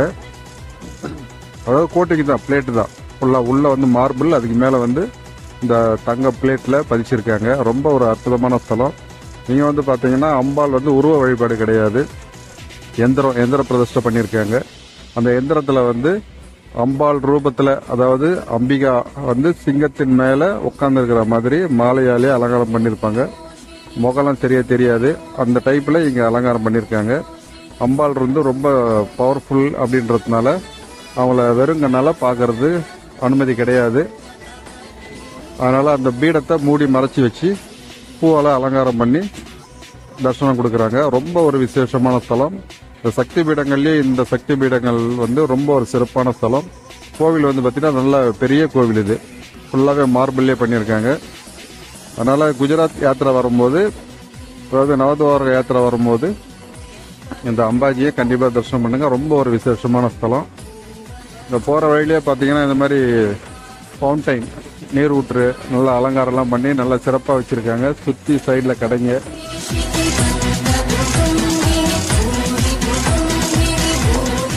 ரொம்ப ஒரு சிறப்பான ஸ்தலம். நம்ம ஊரில் எப்படி மதுரை மீனாட்சி அந்த மாதிரி விசேஷமாக அம்மன் ஸ்தலங்கள் சொல்கிறோமோ, அந்த மாதிரி இந்த குஜராத் மக்களுக்கு இவங்க குலதெய்வ வழிபாடாவோ முக்கிய கடவுளாவோ இவங்க வழிபாடு செய்கிறாங்க. இது சக்தி பீடங்களில் ரொம்ப விசேஷமான ஸ்தலம். ஏன்னா அம்பாளுடைய இருதய பகுதி விழுந்த இடம் அப்படின்னு சொல்கிறாங்க. எல்லாரும் மனசார தரிசனம் பண்ணிக்கோங்க. நாங்கள் மவுண்ட் அபுவில் இருக்கிற நக்கி ஏரி, இதுலேயே போட்டிங் பாயிண்ட்டும் இருக்குது. பாருங்க, இந்த நக்கி ஏரி வந்து இந்துக்களின் புண்ணிய தீர்த்த ஸ்தலமாக சொல்கிறாங்க. இங்கே வந்து காந்தியோட அஸ்தியை கரைச்சிருக்காங்க 1948.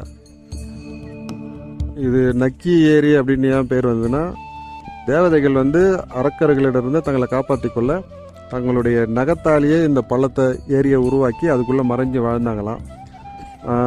இந்தியில் வந்து நக்கி அப்படின்னா நகம்னு அர்த்தம். அதனால் இதை அவங்க நகத்தாலேயே நோடுறதுனால ஏற்படுத்தினதுனால நக்கி லேக் அப்படின்றாங்க.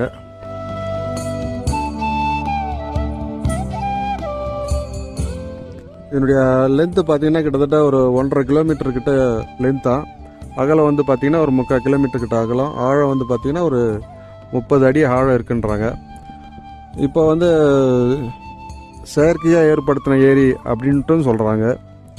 அது புராணத்தில் வந்து இந்த ஏரிக்கு வந்து தேவதைகள் உருவாக்குனதாக சொன்னாலும், இதை இப்போ ஒரு 60-70 வருஷத்துக்கு முன்னாடி தான் இதை வந்து புறணமர்ச்சி தான் சொல்கிறாங்க. இப்போ இதில் போட்டிங் வசதியும் இருக்குது. ஊட்டி கொடைக்கானல் மாதிரி போட்டிங் லேக் நல்லா மெயின்டைன் பண்ணுறாங்க. சுத்தமாக இருக்குது, கூட்டமாக கம்மியாக இருக்குது, கிளைமேட்டு ரொம்ப சூப்பராக இருக்குது, சில்னஸ் நிறைய சில்னஸ் இருக்குது. இது குஜராத், ராஜஸ்தான் இந்த 2 மாநிலத்துக்கு உண்டான ஒரே மலைவாச ஸ்தலம் இந்த மவுண்ட் அபு தான். இங்கே வந்து பார்த்திங்கன்னா பிரம்ம குமாரிகளுடைய தலைமையகம் இருக்குது. அதை இனிமேல் போய் பார்க்க போகிறோம். இது ஏரி கரை மேலேயே இருக்கிற பீரங்கி சும்மா பார்வைக்காக வச்சுருக்காங்க. போட்டிங் போனால் இன்னும் நல்லாயிருக்கும். குறைஞ்சது ஒரு 2 மணி நேரம் டைம் எடுத்துக்கும். யாரும் போட்டிங் போகக்கூடிய வயசில் யாரும் வரல, எல்லாம் கோவில் பார்க்குற வயசில் தான் இருக்கிறாங்க. அதனால் யாரும் போட்டிங்கை விரும்பலை. இந்த மவுண்ட் அபு இந்த லேக்லாம் பார்த்தீங்கன்னா ஹனிமூன் கப்புள்ஸுக்கு சொர்க்க பூமி மாதிரி.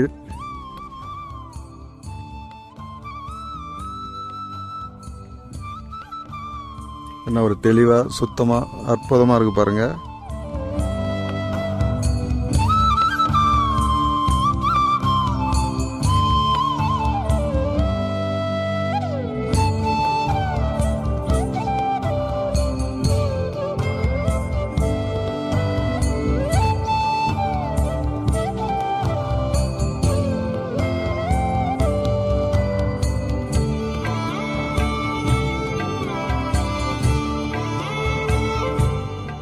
பாருங்க பாரத மாதா ஆலயம்.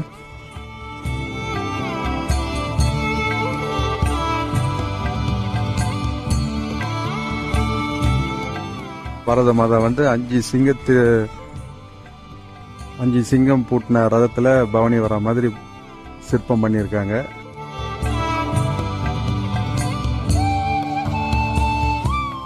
இங்கிருந்து நக்கீரோட காட்சி இது.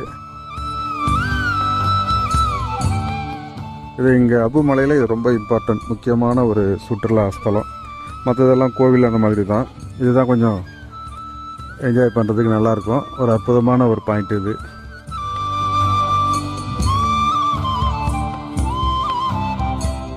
இப்போ நம்ம வந்திருக்கிற இடம் அபு மலையில் இருக்கிற பிரம்மா குமாரிகளின் தலைமையகம். அதாவது இது வந்து பார்த்திங்கன்னா 1950 இதை ஸ்டார்ட் பண்ணியிருக்காங்க. பிரம்மகுமாரிகள் அப்படின்னு சொல்லிட்டு ஒரு இயக்கம். இது கிட்டத்தட்ட 5 கண்டத்துலேயும் 137 நாட்டிலையும் இதனுடைய கிளைகள் இருக்குது. உலகம் ஃபுல்லாக பரவி இருக்குது. இது வந்து பார்த்திங்கன்னா ஆன்மீகத்திலே இது தனி ஒரு வழி. இது அதாவது உலக அமைதிக்காகவும் தியான முறையில் இறைவனை அடையக்கூடிய வழி. நம்ம இந்து மதத்தின் ஒரு சாரம்சம் தான் இது. தியான முறையில் இறைவனை எப்படி அடைகிறது அப்படின்றத இங்கே சொல்லிக் கொடுப்பாங்க. இதில் பார்த்தீங்கன்னா முழுக்க முழுக்க பெண்கள் தான் இதை நிர்வகிக்கிறாங்க. அதனால் இங்கே பார்த்தீங்கன்னா எல்லாம் இந்த பெண்கள் எல்லாம் வெள்ளை ஆடையை உடுத்தி தூய்மையாக இருக்கிற மாதிரி பாருங்கள். அவங்களுடைய ட்ரெஸ்ஸே பாருங்கள், ஒயிட் அண்ட் ஒயிட்டில் தான் இருப்பாங்க. ஆன்மீகத்தில் இது ஒரு புது வழி இவங்களுடையது. எல்லாமே அமைதி, அதை பேஸ் பண்ணி தான் எல்லாமே. அதுக்கு என்னுடைய தலைமை இதுதான். முதல்ல ஸ்டார்ட் பண்ணது என்னுடைய விதைன்னு சொல்லுவாங்க பார்த்தீங்களா, அந்த மாதிரி இந்த இடத்துல இருந்து தான் இதை துவங்கி இருக்காங்க 1950. இது இப்போ உலகம் ஃபுல்லாக பரவி இருக்குது. அதனுடைய தலைமையாக தான் இப்போ நம்ம வந்திருக்கோம். இது உள்ளே பார்த்தீங்கன்னா பெரிய தியான ஹால் இருக்குது. இல்லை ஒவ்வொரு மொழிக்காரங்களுக்கும் ஒவ்வொருத்தரை டிரான்ஸ்லேட் பண்ணி அந்தந்த மொழிக்காரங்களுக்கு அதனுடைய தமிழில் வந்தால் தமிழ், ஹிந்தியில் வந்தால் ஹிந்தி, அந்த மாதிரி அவங்களுக்கு ஃபுல்லாக எக்ஸ்பிளைன் பண்ணி அவங்களுக்கு இதனுடைய போதனைகளை சொல்கிறாங்க. பாருங்க, மனிதன் எப்படிலாம் கஷ்டப்படுறான் அப்படின்றது, அதுலேருந்து எப்படி மீண்டு வர்றது அப்படின்றதுலாம் ட்ரெயின் பண்ணி வச்சுருக்காங்க.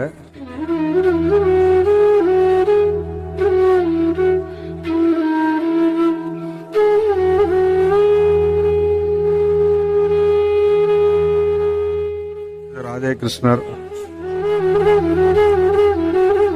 எல்லாம் நம்ம இந்து மதத்திலிருந்து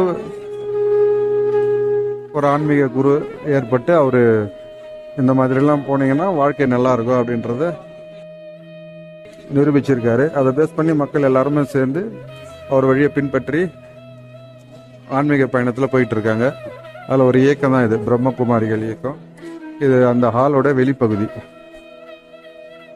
அதுக்குள்ளே இதுக்கு பின்னாடி பார்த்தீங்கன்னா ஃபுல்லாக ஒரு தியான ஹால், பெரிய மண்டபம். ஒரு அற்புதமான ஸ்தலம் இது.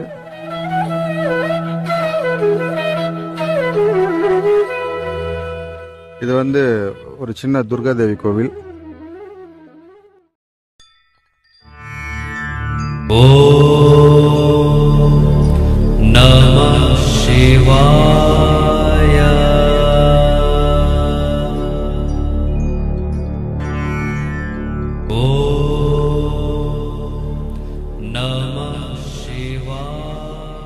இன்னைக்கு ஐப்பசி பௌர்ணமி அன்னைக்கு இந்த கீழே இருக்கு பாருங்க, நர்மதை நதி. இந்த நர்மதை நதியில் ஸ்நானம் பண்ணிட்டு இங்கே இருக்கிற குபேர் பண்டாரி அப்படின்ற சிவபெருமான் ஆலயத்துக்கு தரிசனம் பண்ணிட்டு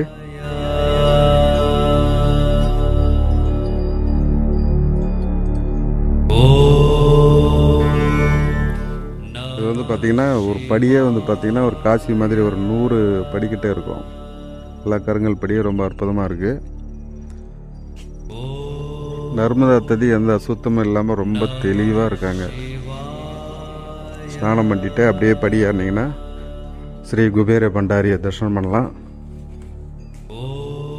அந்த படி வழியிலே வந்து பார்த்திங்கன்னா ஸ்ரீ துர்காதேவிக்கு ஒரு சின்ன சந்நிதி இருக்குது. அதாவது இங்கே காளி அப்படின்னு சொல்லிட்டு வழிபடுறாங்க.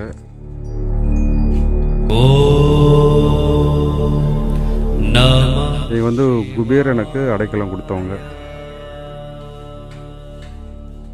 அது எப்படின்னா, குபேரன் வந்து ராவணனுடைய அண்ணன், மூத்த சகோதரன், அதாவது பெரியம்மா பையன்.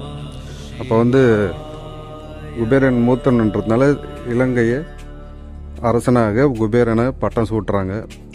இதை பொறுக்க முடியாத ராவணன் வந்து குபேரனை தாக்கி நாட்டை விட்டு திட்டிடுறாரு. துரத்தும் போது அவர் வந்து குபேரன் வந்து நேராக இந்த இடத்துல வந்து அடைக்கலம் புகுந்து இங்கே அடைக்கலம் புகுந்து துர்கா தேவியை நோக்கி தவம் இருக்கிறாரு. துர்கா தேவி அவங்களுக்கு அபயமளித்து இங்கேயே தங்கியிருக்கிறதுனால அவருக்கு எந்த பயமும் இல்லாமல் இங்கே நிம்மதியாக இருக்கிறாரு. அதனால் இந்த இடத்துக்கு குபேரர் வந்து தங்கினதுனால குபேர் பண்டாரி அப்படின்னு சொல்கிறாங்க. ஒரு சமயம் சிவபெருமான் பார்வதி தேவியோட இது அப்போ அடர்ந்த காடாக இருந்துதான். அந்த டயத்தில் இந்த இடத்துல அவங்க உலா வரும்போது அதிக வெயில் தாக்கத்தால் அவங்களுக்கு பார்வதி தேவிக்கு தாகமும் பசியும் எடுத்தது.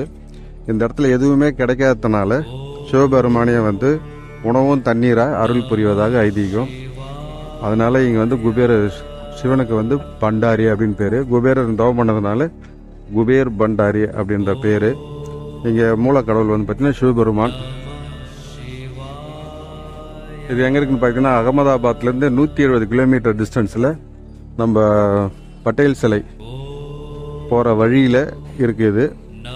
இங்கேருந்து ஒரு 50 கிலோமீட்டரில் வல்லபாய் பட்டேலுடைய சிலை இருக்குது. கோவில் பார்த்தீங்கன்னா ஒரு சின்ன கோவில் தான், ஆனால் ரொம்ப அற்புதமாக இருக்குது. பக்கத்துலேயே நர்மதா நதி, தீர்த்த ஸ்தலம், ரெண்டுத்துக்கும் ரொம்ப விசேஷமான ஒரு ஸ்தலம் இது. பட்டேல் சிலையை பார்க்க போகிறவங்க வழியில் இந்த ஸ்தலத்தையும் தரிசனம் பண்ணிட்டு போங்க. ரொம்ப சிறப்பான ஒரு ஸ்தலம். இதுதான் சிவனுடைய மூலஸ்தானம். இது பார்த்தீங்கன்னா கோயில் நுழைவாயிலே பார்த்தீங்கன்னா 12 லிங்கம் வச்சுருக்காங்க. அது மேலே கவசம் போட்டிருக்கு. 12 ஜோதிர்லிங்கத்துக்கு உண்டானதை அந்த 12 லிங்கம் பிரதிஷ்டை பண்ணியிருக்காங்க. ஆலயம் நல்லா மெயின்டைன் பண்ணுறாங்க. ரொம்ப ஒரு இந்த கிராமம், ஆனால் பக்கா கிராமம். எந்த வசதியும் கடத்தரு வசதிகளோ எதுவும் கிடையாது. சுவாமிக்கு அலங்காரம் பண்ணக்கூடிய பொருட்கள், கிரீடம் எல்லாம் இருக்குது. எல்லாம் ரொம்ப பெருசு பெருசாக இருக்குது. நமः சிவாய.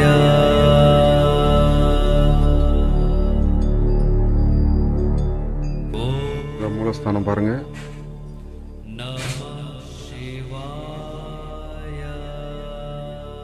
இது வந்து ஒரு சுயம்பு மூர்த்தி.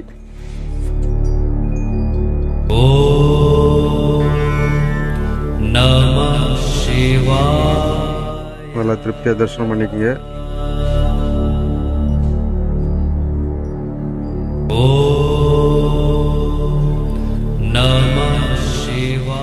பாருங்க, எல்லாம் செந்தூர விநாயகர், நாகராஜர், சிவன், பார்வதி, கோவிலோட விமானம், இதான் கோவிலோட நுழைவாயில். நல்லா திருப்தியாக தரிசனம் பண்ணிக்கிங்க.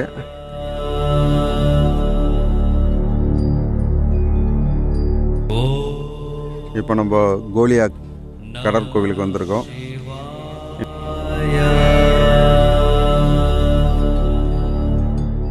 நேற்று நைட்டு தான் சந்திர கிரகணம் முடிஞ்சது. அது பாருங்கள், கடற்கரை பாருங்கள், தண்ணி இப்போ ஃபுல்லாக இருக்குது. 8 மணிக்கு ட்ரை ஆகும்னு சொல்கிறாங்க. பாருங்கள், இப்போ வந்து டைம் பார்த்தீங்கன்னா மணி 6:30. சின்னதாக கோடு மாதிரி தெரியுது பாருங்கள், 2 கோடு மாதிரி தெரியுதா? அதுதான் வந்து அந்த கொடி கம்பம். இப்போ அந்த இடத்துக்கு தான் நம்ம போகிறோம். இது ட்ரை ஆகிறதுக்கு பார்த்தீங்கன்னா இன்னும் ஒரு 2 மணி நேரம் ஆகுன்றாங்க. அதாவது 8லேருந்து 8:30 வரைக்கும் ஆகும். இப்போ ஸ்டார்டிங் பாயிண்ட் இது. தண்ணி கொஞ்சம் கொஞ்சமாக குறைஞ்சிக்கிட்டு இருக்குது. இந்த ஈரம் இருக்குது பார்த்தீங்களா கடற்கரையில், இது வரைக்கும் நல்லா அடிச்சிட்டு இருந்தது. இப்போ அப்படியே குறைஞ்சி எவ்வளோ கீழே டவுன் போயிருக்கு பாருங்கள்.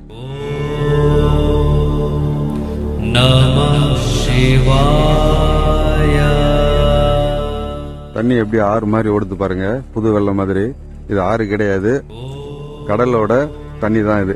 இப்போ தண்ணி உள்வாங்கறச்ச இது ஒரு தீவு மாதிரி ஆகி இந்த சைட்ல எல்லா தண்ணியும் வந்து அப்படியே ஆறு மாதிரி திருப்பி கடலே போய் கலக்குது பாருங்க.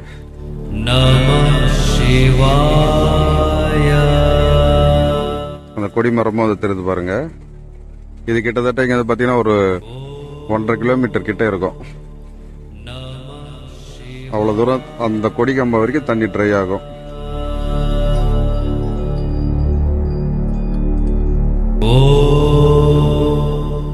என்ன ஒரு அற்புதமான காட்சி இல்ல இது. அதுக்கப்புறம் தண்ணி ட்ரை ஆன அப்புறம் கிட்ட போயிட்டு உங்களை மொத்தமா நான் எடுத்து அனுப்புறேன். சூரியன் உதயம் ஆக போகுது. மணி 6:45 ஆகும்னு நினைக்கிறேன். பாருங்க கீழ்வானம் எப்படி இருக்கு பாருங்க.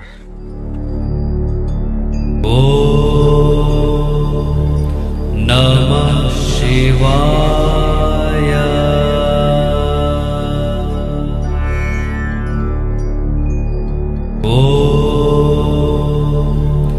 நமः சிவாய.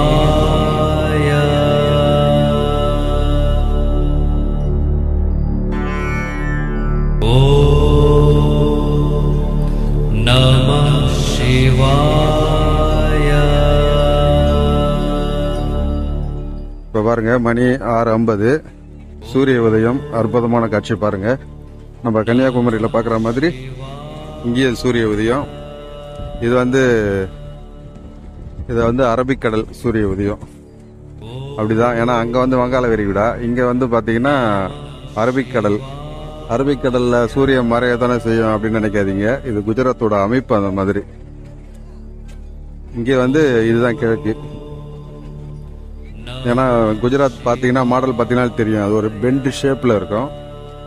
அந்த பொசிஷன்ல இருக்கிறதுனால நமக்கு இங்க சூரிய உதயம் நல்லா கிளீனா தெரியுது பாருங்க.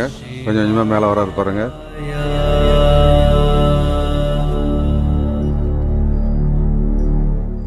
அது பக்கத்துலயே 2 கொம்பு மாதிரி தெரியுது பாருங்க. அதுதான் அந்த கொடி மரம், அது பக்கத்துல தெரியுது பாருங்க. அந்த ஒரு அற்புதமான தரிசனம். அவங்களுக்கு அப்புறமா ஃபுல்லா ட்ரை ஆன அப்புறம் நான் உங்களுக்கு எடுத்து அனுப்புறேன். நண்பர்களே, இப்ப பாருங்க கோலியா கடற்கோவில் வந்திருக்கோம். காலையில் 6 மணிக்கு கொஞ்சம் கொஞ்சமா உள்வாங்க ஆரம்பிச்சது. இப்போ மணி 8:30. மறுபடியும் ரூமுக்கு போயிட்டு டிஃபன்லாம் சாப்பிட்டு வரோம். எவ்வளோ வடிஞ்சு இருக்குன்னு பார்ப்போம். பாருங்க ஃபுல்லாக வடிஞ்சு போயிருக்கு. எல்லாம் நடந்து போயிட்டாங்க.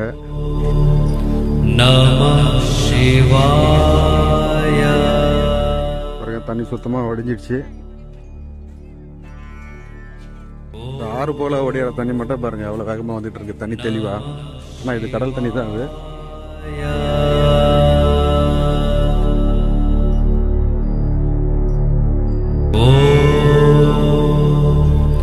நமः சிவாய.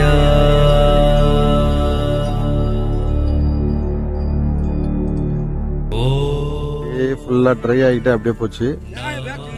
ஃபுல்லாக வந்து ஆற்று மணல் மாதிரியே இருக்குது பாருங்கள். இது ஃபுல்லாக சேராகவே இருக்கும் இது. ஆனால் இந்த தடவை கொஞ்சம் ஏதோ டிஃப்ரெண்ட் இருக்குது பாருங்க. கரை தெரியுது பாருங்க. கரையிலேருந்து அந்த கோவில் இருக்கிற இடம் குறைஞ்சது 1.5 ஒரு 2 கிலோமீட்டர் கிட்ட இருக்கும். அந்த கொடி மரங்கள் 2 தெரியுது பாருங்க. அங்கதான் கோவில். கோவில்லாம் விமானம், ரூமு, கட்டடம் அது மாதிரிலாம் இருக்காது. தரையோட 5 சிவலிங்கம் இருக்கும். நமः சிவாய.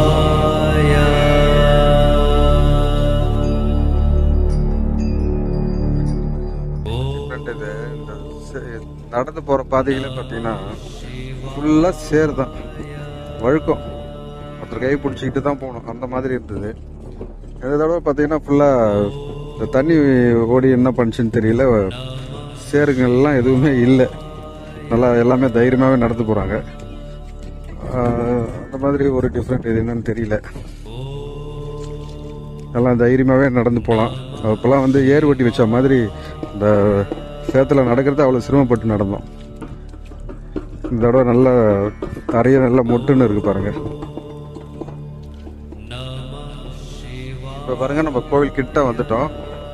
இதுதான் கோவில் இருக்கக்கூடிய இடம். கோவில்னால் வந்து இந்த தரையிலேயே பஞ்சலிங்கம் இருக்கு. பஞ்சலிங்கங்கள் ஏன் இருக்குன்னு கேட்டிங்கன்னா, பஞ்சபாண்டவர்கள் வழிபட்ட ஸ்தலம். பஞ்சபாண்டவர்கள் ஏன் இங்கே வழிபட்டாங்கன்றதுக்கு அது ஒரு புராண கதை இருக்கு. பஞ்சபாண்டவர்கள் வந்து இந்த பாரத போர் முடிஞ்ச உடனே அவங்க பங்காளிங்களை, அந்த கௌரவர்கள் 100 பேரை கொன்ற பாவம் வந்து அவங்களுக்கு சூழ்ந்துருச்சு. அப்படி இருக்கும்போது அந்த பாவத்தை போக்குறதுக்கு சிவ பூஜை பண்ணணும்னு சொல்கிறாங்க. அப்போ கிருஷ்ணர்கிட்ட கேட்குறாங்க, கண்ணா எங்களுக்கு இந்த பாவம் எப்படி போக்குறது அப்படின்னு கேட்கும்போது, சிவனுக்கு பிடிச்சமான இடத்துல அவரை நோக்கி தவம் இருந்து அவருடைய காட்சி பெற்று வழிபட்டீங்கன்னா உங்களுடைய தோஷ நிவர்த்தியாகும். அதை தீர்க்கறதுக்கு ஒரே ஆள் சிவபெருமான் மட்டும்தான் அப்படின்னு சொல்கிறாரு. அதுக்கு என்ன வழி, அவர் எங்கே இருக்காரு, நாங்கள் எப்படி கண்டுபிடிக்கிறது, எல்லா இடத்துலையும் பரவி இருக்காரு, எந்த இடம்னு குறிப்பிட்ட இடத்துல நாங்கள் பண்ணுறதுன்னு கேட்கும்போது, மகாவிஷ்ணு என்ன பண்ணுறாரு, ஒரு கருப்பு பசுமாட்டையும் ஒரு கருப்பு கொடியும் கையில் கொடுத்து, இது எங்கே நிறம் மாறுதோ, அதாவது கருப்பு நிறத்துலேருந்து வெண்மை நிறமாக எந்த இடத்துல மாறுதோ அந்த இடத்துல உட்காந்து நீங்கள் தவம் பண்ணுங்க அப்படின்னு சொல்லி அனுப்புகிறாரு. பஞ்சபாண்டவர்களும் உலகம் ஃபுல்லாக சுற்றி வரும்போது, இந்த கோழிய கடற்கரைக்கு வரும்போது இந்த இடத்துல அந்த கருப்பு பசுமாடு வெள்ளையாகவும் அந்த கருப்பு கொடி வெள்ளையாகவும் மாறிடுது. அப்போ சிவபெருமான் இந்த இடத்துல உறைஞ்சிருக்காருன்னு சொல்லிட்டு இந்த இடத்துல அவரை நோக்கி கடும் தவம் பண்ணுறாங்க. அவங்களுக்கு சிவபெருமான் காட்சி கொடுத்து அவங்களுடைய தோஷத்தை போக்குறதா இது ஸ்தல புராணம். அதை பேஸ் பண்ணி அவங்க வழிபட்டா இந்த 5 லிங்கமும் இங்கே இருக்குது. அதில் ஒவ்வொரு லிங்கத்துக்கும் யார் யார் வழிபட்டாங்களோ அந்த பேரை சொல்லி, பீமன் வழிபட்ட லிங்கம், அர்ஜுனன் வழிபட்ட லிங்கம் அப்படின்னு சொல்லி பேரை சொல்லி நாமளும் சிவ பூஜை இங்கே பண்ணலாம். பால், வில்வம் இதெல்லாம் வச்சு இங்கே அபிஷேகம் பண்ணுறாங்க. இந்த டெய்லி இங்கே வந்து பார்த்திங்கன்னா 2 முறை வந்து இந்த தண்ணி உள்வாங்கி நிறைவேடியது. காலையில் ஒரு டைம், ஈவினிங் ஒரு டைம். அதாவது ஒவ்வொரு திதிக்கும் ஒவ்வொரு டைம் மாறும், ஒரே டயத்தில் வராது. அமாவாசை பௌர்ணமி பேஸ் பண்ணி ஒவ்வொரு நாளைக்கும் ஒவ்வொரு திதிக்கும் 1 மணி நேரம் 1.5 மணி நேரம் டிஃப்ரெண்ட்டில் தண்ணி உள்வாங்கும். இன்றைக்கி பிரதமைன்றதுனால காலையில் வடிஞ்சிருக்கு. நாளைக்கு இன்னும் ஒரு மணி நேரம் கூட எடுத்துக்கிட்டு தண்ணி உள்வாங்கும். இது வந்து டெய்லி நடக்கக்கூடிய ஒரு அதிசயம்.